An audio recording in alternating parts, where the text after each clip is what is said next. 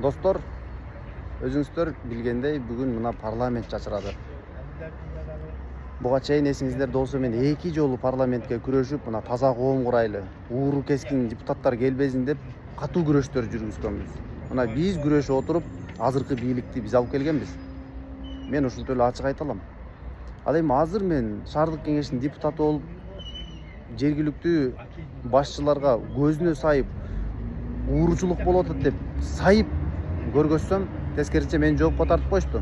Мен түздөн түз депутаттык милдетимди аткарып аткам. Азыр мына көрүп атасыздар мына. Жалал Абад шаарында, Жалал Абад областтык сотунда соттошуп жүрөм дагы деле.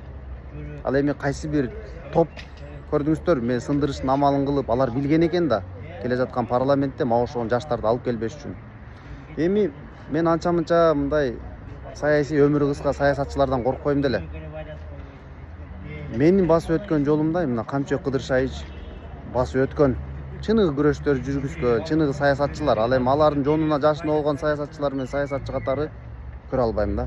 Бирок эми келечек үчүн мага ошол балдарды сындырбаш керек эле. Мүмкүн ким билет? Камчыбек Кыдыршайыч мага ошол балдарды колдоп, мага ошол балдарды сактап келечек үчүн салым кошуп коёттур.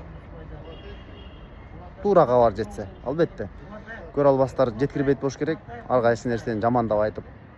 Бирок өткөндө парламенттин депутаты мурунку генералдык прокурор Эльмир Ракиевич айтпадыбы? Система биз эскирдик окшойт, жаңы балдар келсин депчи. Чындыгында кээ бир саясатчылар эскирмек турсун системаны да эскиртти.